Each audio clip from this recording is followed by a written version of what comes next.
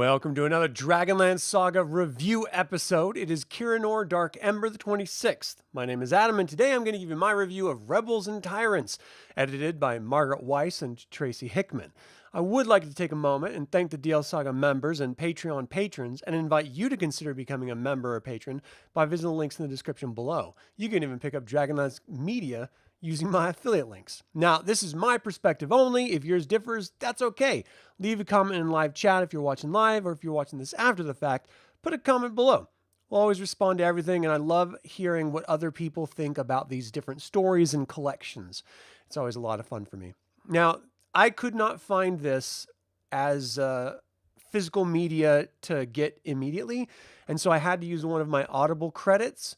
And unfortunately, I really don't enjoy listening to anthologies specifically because, you know, you're sort of caught up in the pronunciations and wondering whether or not you heard it just right. And so you have to kind of backtrack and stuff. And if I'm writing a review, which I have written a brief synopsis and review of each one of these stories, there's 13 in total, I don't know if it's actually spelled right. I don't know if I heard the pronunciation right, or if they pronounced it correctly based on the spelling. And so a lot of it is really sort of up in the air on whether or not I have it 100% accurate or not, which always kind of bothers me as a completionist and someone who just loves the setting. I want to make sure I have everything as correct as possible. So with all that said, I'm going to do my best, and hopefully I've got it all right. So we start with the story Est Solaris Uth Mythas by Scott Barachewski, I hope. This is a tale about a Solemnic knight racing to free his beloved from the grip of a green dragon. He keeps flashing to her face and memory in his mind as he charges toward the dragon. The encounter is brief, and the knight plunges his sword into the dragon's heart as the dragon closes its mouth around him. He mutters the oath and hears his wife tell him that she loves Ulrich, the knight. It's a quick story, gets right to the point, but it offers nothing other than this faith this knight has on facing some insurmountable odds for honor. And I'm left feeling nothing about him, the woman that the dragon had, or the dragon. It was just such a super fast little story. I didn't really understand the point of even including it. Didn't really talk about anything. All right. The next story is called Freedom's Pride by Paul B. Thompson. Now, this is a story of Lord Vifrad, a knight of Takesis, who's summoned to Lord Liveskill's audience in Quillinesty.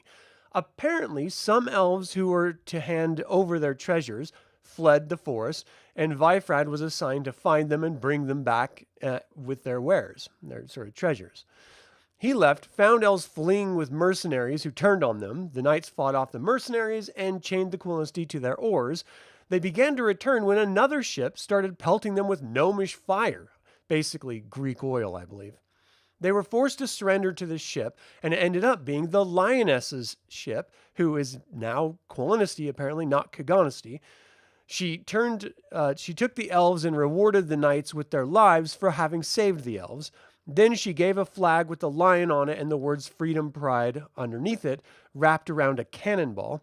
I assume this story is connected to another story I have yet to read, for when Vifrad returns to his Lord Liveskill and reiterated what had happened, he's assigned to hunt down and capture the lioness. Now, it was an okay story. I just wish there was more characters. I wish there was more character to the characters. They all felt like cutouts of bad guys rather than individuals, and it's very strange that they reference the lioness as being Quillinesty when she is Kaganesty working in Quillinesty as one of the rebels. And that's kind of how she rolls. That's her whole shtick. And I assume that that's what this front cover image is, though that image never actually happened in the story. Okay. The next short story is called Sargonnas' Night of Revenge by Don Perrin. So this was a fun story about a clan Knaak minotaurs who on Sargonnas' night ended up betraying one another and killing each other. Sargonnas was so upset by their actions and dishonor, he cursed them to repeat their action every year on Sargonnas' night. They were tormented for 1,000 years until the Chaos War. And one night, Sargonnas didn't return. They slowly learned that he wouldn't return and were led by the grandson Vras to recognizing why they all turned against one another. His mother killed his father for having an affair, and that made fighting inevitable. They all realized that they didn't have to repeat this act and began enjoying themselves, learning to accept that which they cannot control, and broke the cycle of violence. It was a fun story, and boy, are they going to get a surprise when Takesis starts commanding the dead and Sargas eventually returns. All right, so the next short story is called Sharing the Luck by Linda P. Baker. This is an interesting story about two thieves who begin the story by killing a mountain dwarf and robbing him. They return to an inn to split the goods, and one of them, Risha, is wearing a bracelet from the robbery.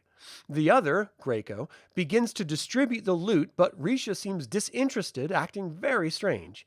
Then he leaves, and Greco decides to test him, thinking he's going to try to kill him and take it all. But Risha really is disinterested, and this change in behavior is worrying to Greco. Then the next morning, Risha's gone, and Greco goes after him, certain he is being swindled somehow. He finds Risha talking to an old wizard, and Greco demands to hold the bracelet.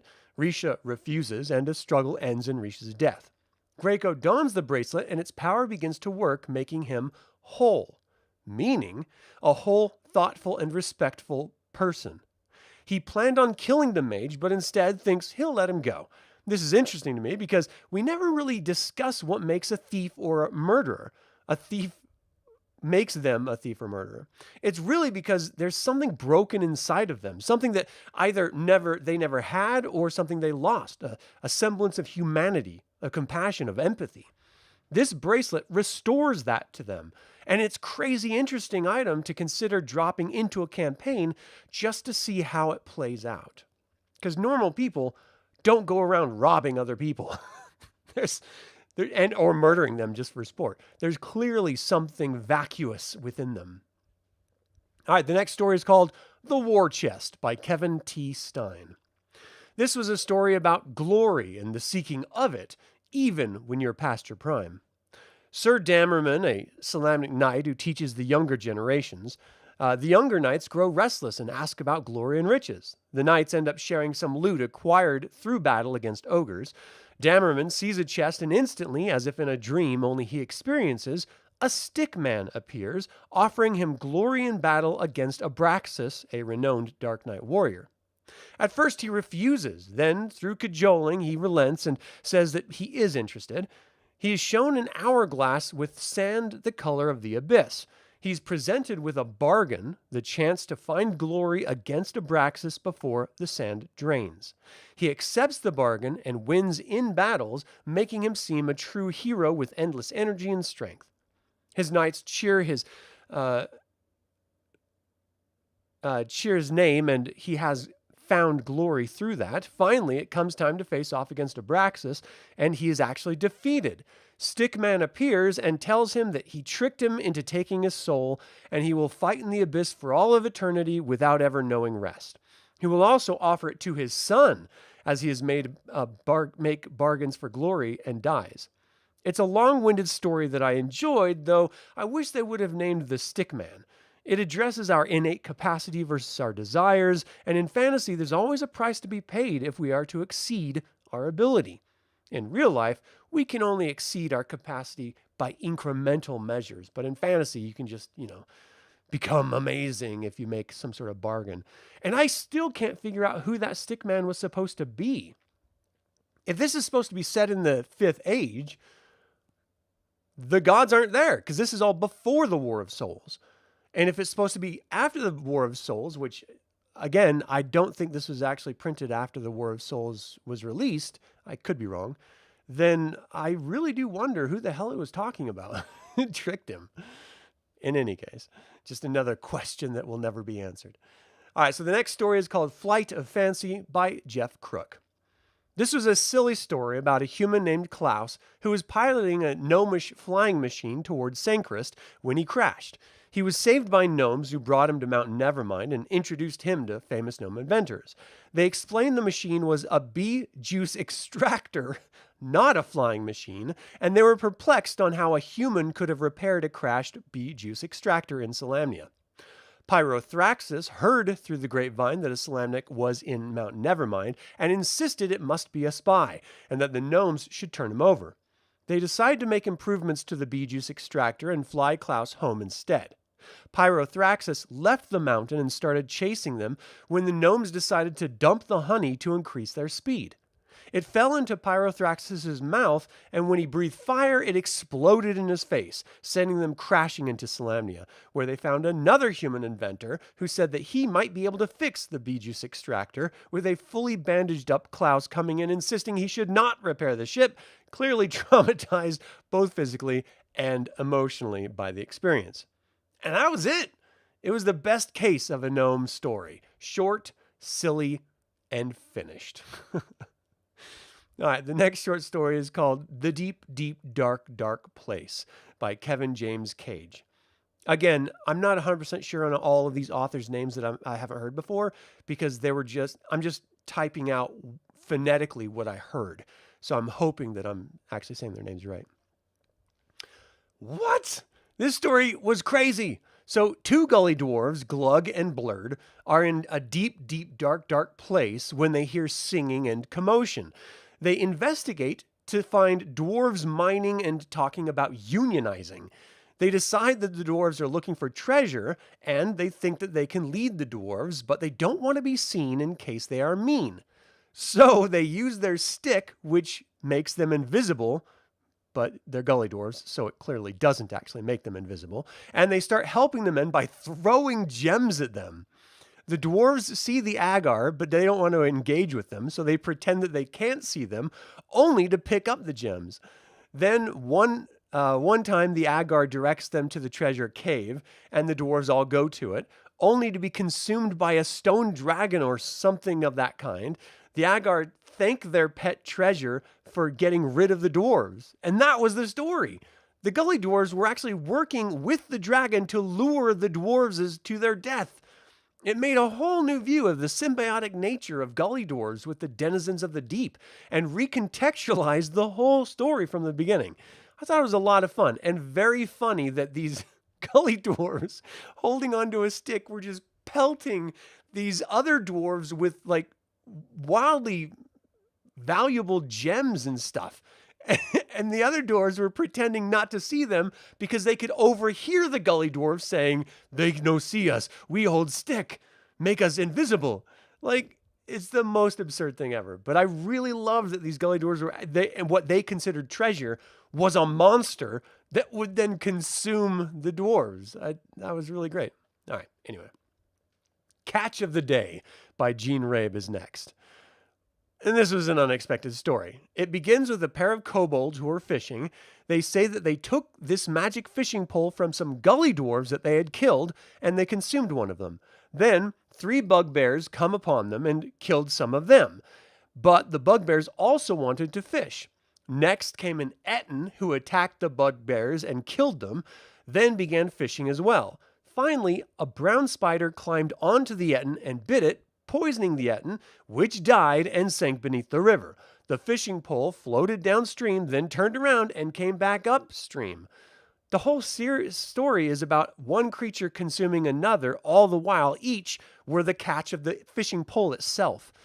It was a very odd, quick little tale that subverted all expectations, and I kind of appreciated that. All right, the next short story is called Lost Causes by Nancy Varian Berberick. What a beautiful story. Usha Majir is needing someone to escort a homely woman named Aline to her to-be husband in Haven. A handful of elves and a mage named Maddock accept the tasks. Usha gave Maddock a charm to give to the husband. Maddock looked at this homely girl and reflected how ugly she was, how she should feel lucky to have any husband, even one that she's being sold off to ostensibly. As they began to travel, they were set upon by brigands. The elves and brigands were all killed, and Maddock was swept away by the White Rush River. He was awakened by Aline, and they realized that they were safe. As they began preparing to continue the trip to Haven, they saw a Quillinesty man and woman and elves entering a boat with their baby, and arrows reaching them from the shore. They were fleeing for their lives, but went under the water. Maddock and Aline ran to the river as the mother tried to pass off her baby. Before they could get to it, they were swept away, and so they hid from the archers on the other shore. They eventually left, and Aline was sobbing as if the baby were her own. This was relayed that Aline was marrying the old man, so she would fund her father's efforts at saving others from the dragon overlords and dark knights.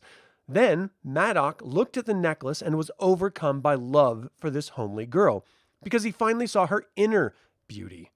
They made love that night, and the next morning Aline was distant and demanded Madoc take her to Haven.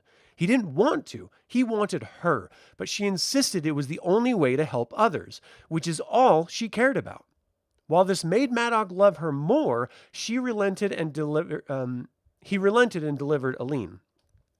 He left and began returning to Usha in solace. It was such a beautiful story that was so similar to a ton of 80s films I watched as a kid. In the end, Madoc was the lost cause, not the girl, for he only saw outward beauty until he met Aline. And I love that. One of the things my sisters always taught me was never, ever, ever judge a girl by her looks, because there's so much more to a human being than just their outward appearance. And this was in the 80s.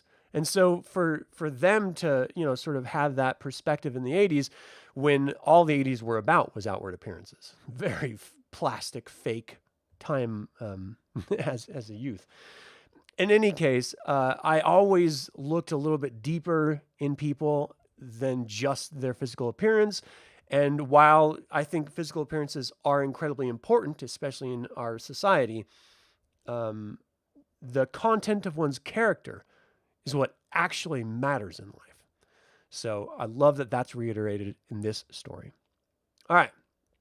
Blood Ties by John Brown. This was a touching story about two brothers, Eliam and Oleth, who were out hunting and chased by a Tylor. Once the creature passed them, they raced back home to find their family gone. They asked neighbors, and a slave came and took many of the villagers. The brothers chased down the wagon, attacked the hunchback wagon driver, led out their family and neighbors, but their father was dead. Many of the family members were hurt. The older brother was nearly killed, who nearly killed the hunchback wagon driver, but Oleth talked him down from it. They left only to have the hunchback catch up and attack them, revealing itself as a dragon spawn of Sablet. He ended up killing Eliam, the older brother, and Oleth wrestled the spawn, throwing him off the wagon over a bridge, and it smashed on the rocks below. Then he collected his brother's body and set it on the seat next to him. It was just a brutal tale of two brothers trying to do right in a cruel dystopian world, and just showing their love for their family, their neighbors, and each other throughout the course of the tale. It was a really beautiful story. All right, the next one's called Shard's Memory by Chris Pierson. Now, this is set 5 years after the Chaos War. The dwarves, who now call themselves Twiceborn, after having forgotten all their dead in Thorbarden, are reclaiming the kingdom and cleaning it up. However, there are still random Shadow Wights roaming its halls. There's also a rumor that if you capture a Shadow Wight, it can tell you about the dead, those who were wiped from memory. We start with Moravik and Shard, two dwarves who found each other as they repopulated the kingdom and have started connecting on a romantic level. Shard, however, is obsessed with her past, as she cannot recall any of it. In fact, only the etchings of buildings are left to tell who was lost during the war. She believes she is one of the Ironsmelt clan, but she has no proof, as the entire clan had been wiped from everyone's memory. Then she overhears of a Shadow Wight deep in the tunnels from a bartender friend and plans to go find it and trap it so she can learn who she is. Moravik is trying to talk her out of it due to its inherent danger and wants to leave Thorbarden with her and start a whole new life as Moravik and Shard. But she cannot move past her unknown past. She leaves and he ends up going with her as he loves her and wants to protect her. They find the Shadow Wight and discover that there's in fact two of them. They engage in battle. She accidentally kills the one that she's fighting. Then Moravik is wounded and close to dying from the wound. She tells the Shadow Wight that she will kill it if it doesn't tell her who she is. It says that it will tell her, but she has to watch her lover die to get the information. All she has to do is nothing, and she will know who she is. She will know all about her past. But that's more than she can do. Content, finally, with who she is rather than who she was, she kills the Shadow Wight and saves Moravic's life. It's a beautiful story about love conquering all, and the notion that your past is less important than who you are now and where you will be in the future.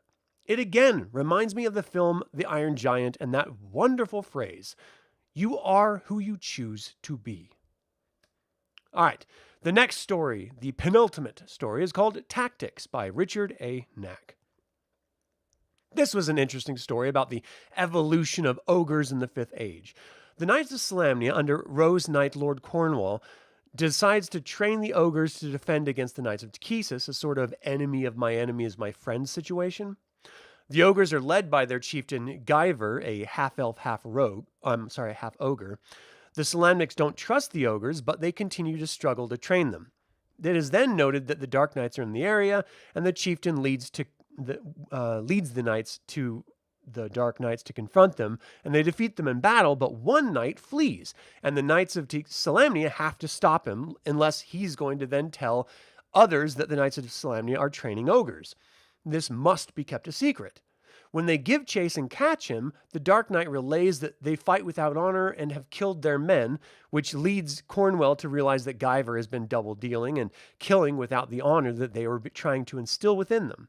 Then the Dark Knight's main force surrounds them as they try to flee. Suddenly, ogres hidden in the mountains above trigger massive rock slides, defeating many of the Dark Knights, and then they mop up the rest. Guyver tells the Knights that they've learned all they can from them, but ogre tactics clearly win out against the Dark Knights. He ends up letting them leave with their lives. And this is a great story about the necessity of breaking conventions to live in the troubled Fifth Age of Krynn, and the lengths that these organizations will go to in order to defeat their enemies. The final story of this collection is called The Raid on the Academy of Sorcery by Margaret Weis. This final story is one that I've actually read and reviewed on this channel before. Ulan Majir is frustrated at his progress in learning and mastering magic. In fact, all magic has begun to fail, even wild sorcery. But this is affecting everyone, even the dragon overlords. Ulan is interested in a sorceress, Lucy, who thinks she will leave the Academy of Sorcery to go teach elsewhere, when word comes of an impending attack on Solace. Most of the town gathers together as they create a militia to confront the Dark Knight and Dragon Overlord forces coming from Quillinesty. Beryl Inthronox is slowly losing her magic and has set up this diversion so that she can have her forces assault the Academy to steal its magical artifacts. Ulan, who's created what he calls thunder powder, which is just black powder, and when they learn of the coming forces, they build a ton of it, setting it up to explode if the dragon forces reach the artifact room. As the forces invade, Ulan and Lucy try to ignite the powder to no avail and flee before being captured. Simultaneously, the militia learns of the feint, and Palin flees back to the Academy. Then the Draconian forces break open the door, it ignites the powder, completely destroying the Academy in massive jets of flame. As the dragons flee wounded, they see Palin standing in shock at his beloved Academy in ruins and capture him, bringing him to Beryl. This leaves Ulan scarred and swearing if he ever uses swearing off ever using thunder powder again. This was fun to revisit and reflect on how Palin was caught and how the Academy was destroyed, as this also sets up the War of Souls wonderfully. And look, this collection wasn't the best, but it had some entertaining stories, and it just reinforces my love of reading rather than listening to these stories. The narrators do their best, but frankly, it's never as good as it sounds in my own head, so what are you going to do? If you are a Dragonlance fan, definitely read the collection. If you want a bit of a prequel of the War of Souls, it would also be worth a read. But if you're just a casual fan, I think you could skip this collection without missing out. All right, so let's see what's in here. Chris, how you doing? Thanks for tuning in. You enjoyed the second half of it? Yeah, I think so too. Pierson's story about the dwarf trying to remember who she was excellent. You always wanted to play in a campaign post-chaos trying to remember. I loved that he added in that you could capture the Shadow Wights who erased you from the universe, but they all collectively, like almost this hive mind, know of everyone that they've wiped. So they could then, if caught, tell you who it is. But they're also incredibly tricky and they feed into your self-doubt and fears. And so it's this huge mind game on whether or not they would actually reveal it and whether they could do it on sort of like evil terms and stuff.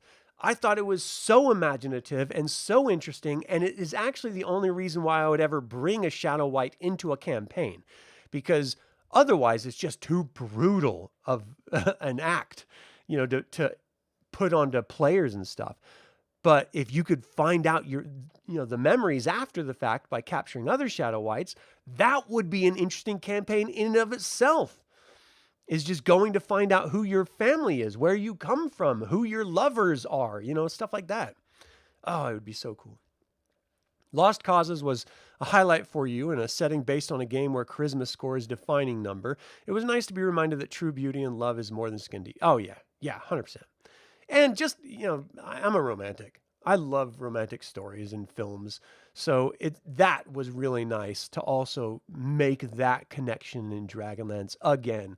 And we've had some really wonderful sort of romantic stories and moments in Dragonlance. It's one of the reasons why I really love this setting. But I really like stories that are hyper-focused just on the concepts of romance.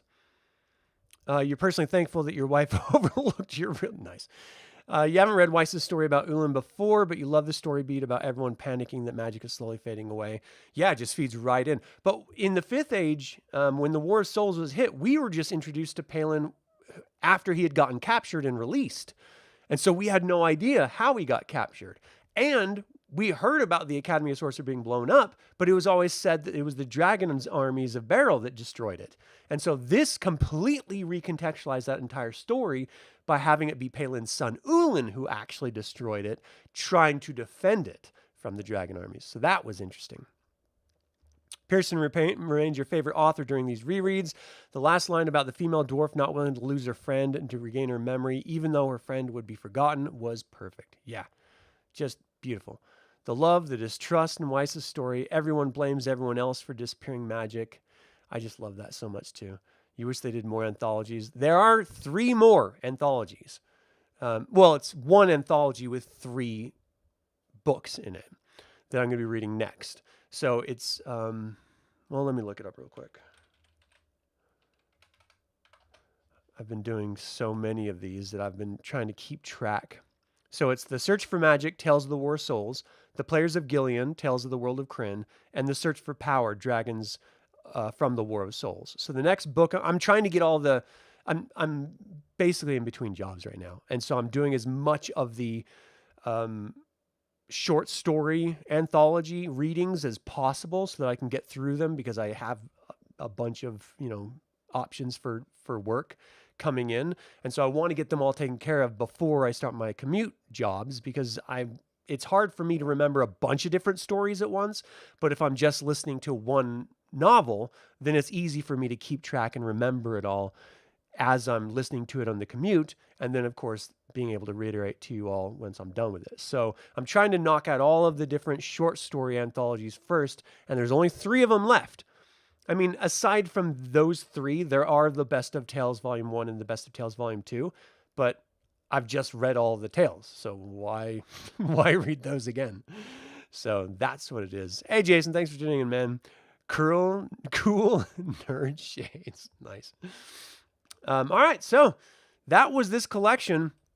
Again, it's not the best, but when you look at all of the Tales of the Fifth Age short story altogether, I think this is the best short story collection that we've ever had. And I think it's because the authors that are writing them have now been writing for over a decade, and so they're getting better and better and better each new anthology as it goes by. And they're willing to tell stories that break convention or subvert expectation, whereas before they were just trying to give people what they were expecting to get.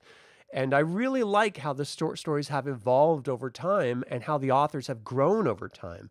And the only way I ever would have been able to figure that out is by doing these reviews. And so thank you guys for all being a part of it and encouraging me to continue doing it. And of course, it just also reiterates my love of this setting and how exciting it is to revisit after, just now being a grown man in the twilight of my, I don't know, I'm over the hill. But, I had originally read a lot of these when I was a kid. So it's nice revisiting this stuff and fleshing out this setting that I love so much. So anyway, that's all I had. Aside from the first anthology, the last three were been great. Yeah, I agree.